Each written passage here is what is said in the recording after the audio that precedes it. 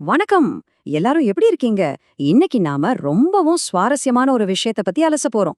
தலைப்பு ஆழ்மன நம்பிக்கையின் கட்டமைப்பு. நம்ம மனசுக்குள்ள மறைஞ்சிருக்கிற விதிகளை பத்தி கொஞ்சம் ஆழமா பார்க்கலாம் வாங்க.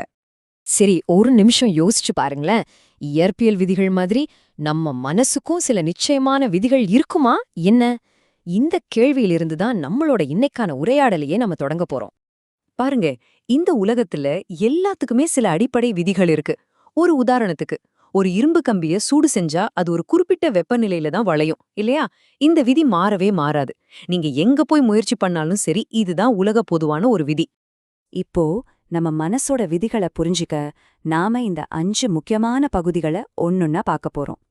முதல்ல கண்ணுக்கு தெரியாத விதிகள், அப்புறம் நம்பிக்கையோட விதி, அதுக்கப்புறம் இதை எப்படி பயன்படுத்துறதுன்னு ஒரு பிராக்டிக்கல் டெக்னிக், அப்புறம் காரணம் மற்றும் விளைவு பத்தி பேசிட்டு கடைசியா நம்மளோட முழு சக்தியையும் எப்படி வெளிக்கொண்டு வரதுன்னு பார்க்க போறோம். ரெடியா? வாங்க முதல் பகுதிக்குள்ள போகலாம். காணாத விதிகள். பௌத்தீக உலகத்திலிருந்து நம்ம மனசோட உலகத்துக்கு ஒரு பயணம் செய்ய போறோம்.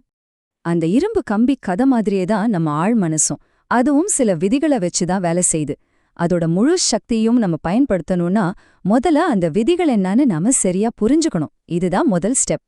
இப்போ நம்ம பார்க்க போறதுதான் மனசோட மிக அடிப்படையான ரொம்ப ரொம்ப முக்கியமான ஒரு விதி. அதுதான் நம்பிக்கையின் விதி. இங்க இருக்கிற விஷயத்த நல்லா கவனிங்க. நம்பிக்கையின் விதிங்கிறது ரொம்ப சிம்பிள்.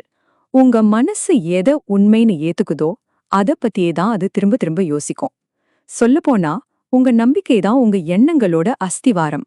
இதனால என்ன பிரயோஜனம்னு கேக்குறீங்களா? நீங்க வாழ்க்கையில எதை அடைய நினைச்சாலும் சரி, அதை உங்களால கண்டிப்பா அடைய முடியும்னு ஒரு ஆழமான அசைக்க முடியாத நம்பிக்கை உங்களுக்குள்ள இருக்கணும். இங்க நம்பிக்கைங்கிறது வெறும் வார்த்தை இல்ல, அது ஒரு அடிப்படை விதி. சரி, இந்த விதிய பத்தி பேசிட்டோம். தியரி எல்லாம் ஓகே. ஆனா இத வாழ்க்கையில எப்படி பயன்படுத்துறது? அதுக்கு தான் இப்போ ஒரு பிராக்டிக்கல் டெக்னிக்க பார்க்க போறோம். இந்த 5 படிகளையும் கொஞ்சம் கவனமா பார்ப்போம். முதல்ல, தேவையில்லாத நம்பிக்கைகள், மூட நம்பிக்கைகள், பயங்கள் இதெல்லாத்தையும் மனசுல ஏத்துக்கிறத உடனே நிறுத்தணும்.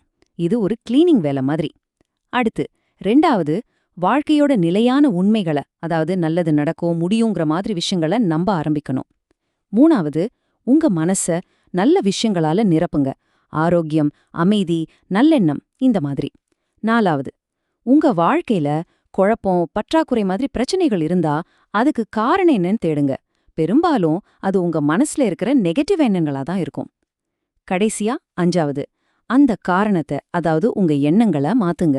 அப்படி மாத்துனீங்கன்னா உங்க வாழ்க்கையோட விளைவுகளும் நிச்சயம் மாறும். அடுத்த பகுதிக்கு போகலாம். காரணம் மற்றும் விளைவு. நம்ம மனசுல நினைக்கிற எண்ணங்களுக்கும் வெளியில நடக்கிற விஷயங்களுக்கும் என்ன தொடர்புன்னு இப்ப இன்னும் தெளிவா பார்க்கலாம். உங்க வாழ்க்கையில தேவையற்ற விளைவுகள், உதாரணமா மனக்குழப்பம், சண்டை சச்சரவு மாதிரி விஷயங்களை நீக்கணும்னா நீங்க செய்ய வேண்டிய முதல் வேலை அதுக்கு என்ன காரணம்னு கண்டுபிடிக்கிறது தான். நம்ம வாழ்க்கையில எதுவுமே சும்மா நடக்கிறதில்ல, எல்லாத்துக்கும் ஒரு காரணம் இருக்கு. இந்த ஸ்லைட்ல இருக்கிறத பாருங்க, அந்த தொடர்பு ரொம்ப அழகா விளக்கியிருக்காங்க. காரணம் என்னன்னா, நம்ம ஆழ்மனசுல நாம விதைக்கிற எண்ணங்கள் தான். அதோட விளைவு தான் வெளியில தெரியிற மனக்குழப்பம், பற்றாக்குறை உணர்வு எல்லாமே. காரணத்தை மாத்துனா விளைவு தானா மாறும். இது ஒரு சிம்பிளான கணக்குதாங்க. நம்மளோட இறுதி பகுதிக்கு வந்தாச்சு. உங்கள் சக்தியை திறத்தல்.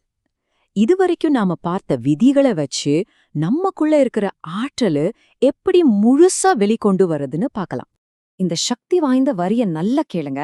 எல்லை இல்லாத அறிவும் அளவற்ற சக்தியும், உங்களுக்கு தேவையான அத்தனையும் உங்க ஆழ் மனசுக்குள்ள ஆழமா புதைஞ்சிருக்கு. இத உணர்றதுதான் முதல் வெற்றி. அப்போ முக்கியமான விஷயம் என்னன்னா, உங்களுக்குள்ள இருக்கிற இந்த சக்திகளை நீங்க எப்ப குர்த்திச்ச ஆரம்பிக்கிறீங்களோ, அதாவது ஆமா என்கிட்ட இந்த சக்தி இருக்குன்னு நீங்க நம்ப ஆரம்பிக்கும்போது அது நிஜ உலகத்துல வெளிப்பட ஆரம்பிக்கும். அங்கீகரிக்கிறது தான் வெளிப்படுத்துறதுக்கான முதல் படி. இந்த உரையாடலோட இறுதியில உங்ககிட்ட ஒரு கேள்வி. இன்னைக்கு நாம இவ்ளோ விஷயங்கள் கத்துக்கிட்டோம். இத வச்சு நீங்க மாத்தணும்னு நினைக்கிற முதல் நம்பிக்கை எது? உங்க மாற்றத்துக்கான பயணத்தை இன்னைக்கே தொடங்குங்க. யோசிச்சு பாருங்க.